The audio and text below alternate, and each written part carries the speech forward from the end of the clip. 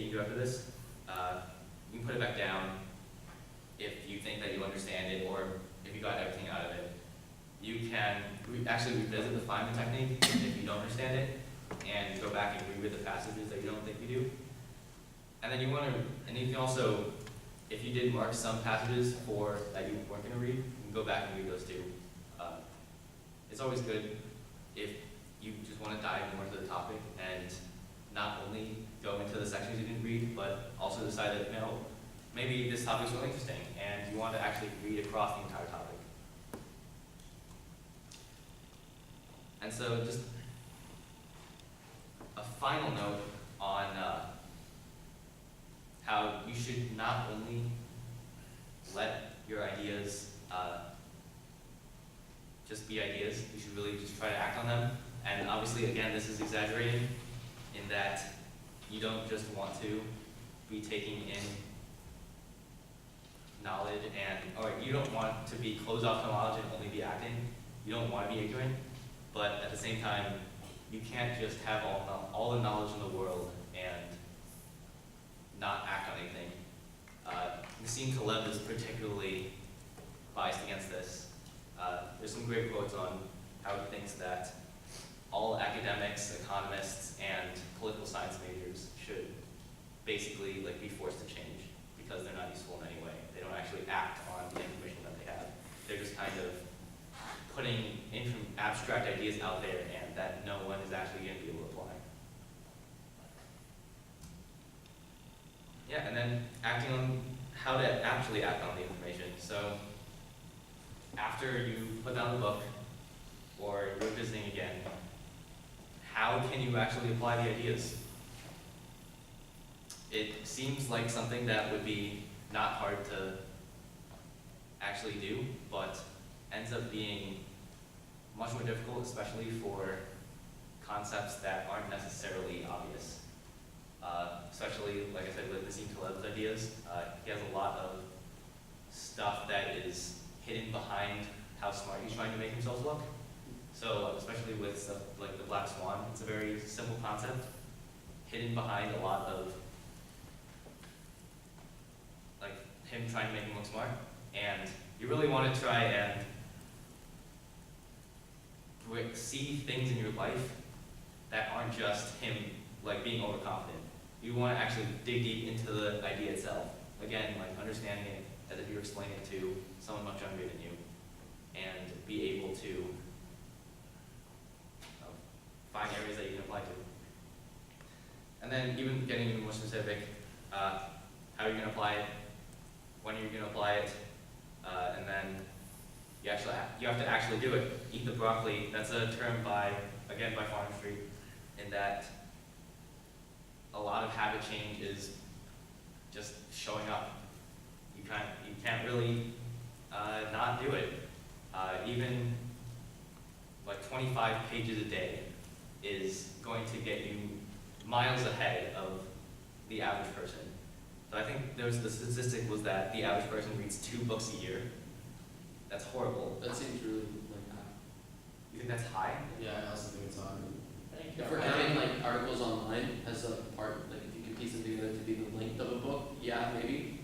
But I don't think the average person reads 2 books a year. I think the average person reads maybe 1 tops. I totally agree with that. I think 2 is right. I think I heard Charlie. I think if you take it, I think the phrasing matters. So if you're looking at the amount of books the average person reads versus the average amount of books read per capita. Yeah, mean versus median. Yeah. Yeah. Well, yeah. Exactly. I mean, we have the internet. We can look it up. We have the internet. I found the first answer on Quora. The average is rather healthy about 1 book a year, which means there are very many families that haven't read a book in a decade. Average is meaningless in this context. Agreed. In my opinion, median is much better value.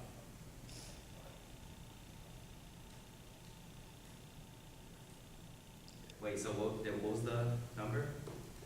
1, but that it wasn't a very interesting or useful number. Just Yeah, people actually just don't read. There's more posts that have better statistics below the Quora article. Yeah, wow, look at that. Yeah, median 4. That seems high. It seems very high. Yeah, mean 4, but mean 12, so. I mean, It looks like 5. I did you remove your spot?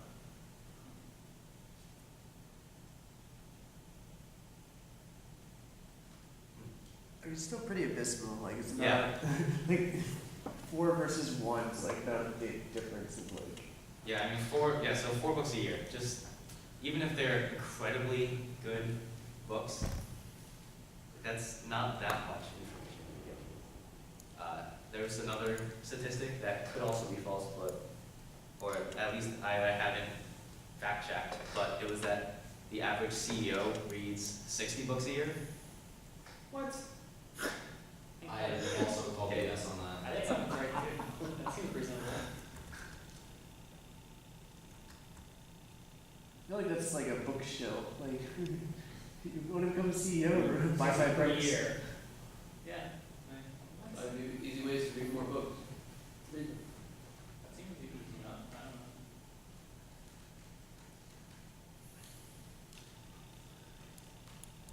Seems like an easy way to sell more books to people who want to be CEOs. That's what I'm saying. It's a shill. It's a marketing ploy.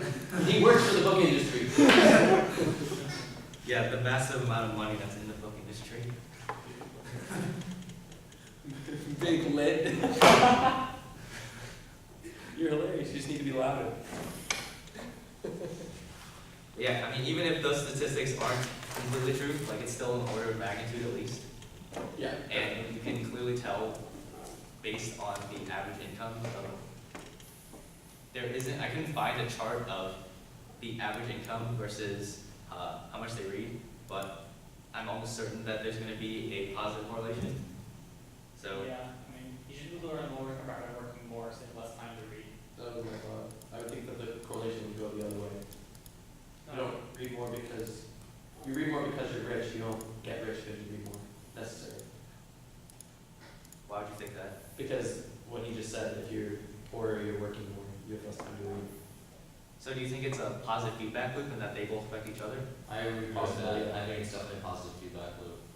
I also think that you tend to appreciate and read more if you're educated, and educated people tend to be richer. It just all sort of goes together. Yeah, it's confirmation bias too. I think we're all under confirmation bias. Probably. We want it to be true, so we're gonna say it is. Yeah. It's like an omitted variable bias where the omitted variable is like wealth of your parents or something.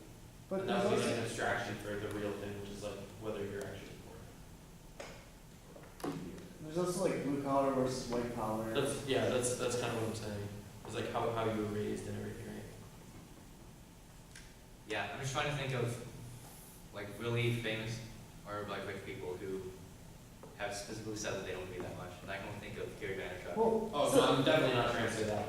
but the thing is, did they start reading after they were rich and like accumulated all this wealth, or were they like, you know, like sure, Elon Musk has been reading since like day one, and he like advertises that, but like, you know, not everybody might be in the same boat. I mean, Winston Churchill wrote that like if newspapers were to give him some important tells he was smoking, he'd stop reading. So Winston Churchill just seriously didn't give a fuck about really anything. So I mean, yeah, but that's true of everything. Well, that's newspapers though. yeah, he said he gave up reading entirely though. I mean, he was also famous for like being one of the better artists with propaganda. I guess is the way to put it. Like he was famous for knowing how to use his propaganda, and he's part of the reason that the Allies in both World War I and II won the propaganda war, because they were able to spin the Germans as baby killers because of a bunch of stupid shit the Germans did. Here's a Winston Churchill quote about it. I consistently urge my friends to abstain from reading. There's no context of what reading it refers to, but reading. Yeah, it must be the media or the news. Yeah, Yeah, probably. Because it's meant for the populace, he uses it as a device for the populace, to control the populace. And I think it might have been Winston Churchill who said that you'll realize how useless the paper is by just reading last year's. Yeah, that sounds like a Churchill quote. Yeah, That's a good quote. how nothing is ever gonna actually like stick around. Which I mean, I guess going back to what the effect, just read the classics instead of the newspaper. To go along with that, to go back to the earlier stages of filtering books, I find that those books which have been edited are more deserving of an editor and therefore are better books. So if you're a very good writer or maybe it's just that your idea is very good. You don't have to be a great writer. Your idea and like what you're trying to say is good. Your editors, your prospective editors, will be more likely to edit your work. Someone is more likely to edit if it is good, right? And therefore, things that have been edited are more likely to be worth your time. So if you're doing things like skimming intro sentences, and you notice there are things like questions in intro sentences, and like if you see like words that are just not the correct grammar, you see phrases and sentences that are just not well put together, you see sentences that are not well structured, like it's just clear signs of like the editor that did this either didn't do it, there wasn't an editor, or the editor was poor, meaning that it just didn't get edited. Either way, you know what I mean?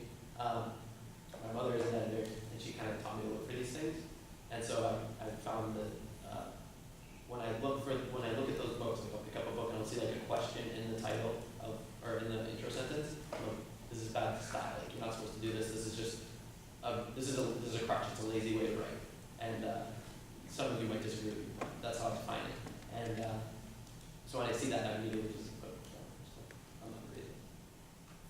Really? So, I mean, I'm not saying that's the only factor, but it's like a big yeah, that's interesting. It's Yeah. definitely big, and writing style and writing, I don't know, just correctness is a big thing. Okay. Yeah, because I'm just thinking, yeah, if you take the opposite of that, you have books, especially by Michael Lewis, where they are incredibly well written and edited, like Flash Boys. If anyone's read that, it's about high frequency trading. Incredibly enjoyable to read, wholly, entirely well written, like reads like a thriller. And then you go online and you figure out and you see, yeah, none of that stuff like actually happened the way that he said it did. It like was dramatized way more than it was. Yeah, I mean, that's what happens when you're reading a story, right? Yeah. I think there's a good quote from Bill Gates that's like, I read every day, and I think Warren Buffett responded with it, like, I read 500 pages a day. So I think that they were both competing one point like, to read a lot. Yeah. Warren Buffett is like supposed to say like reading is probably the key to his success. Oh yeah. I mean, he said that starting when he was like right out of his first job, he gave the first 2 hours of his day to himself. Like that was when he was most mentally capable, and he would just read.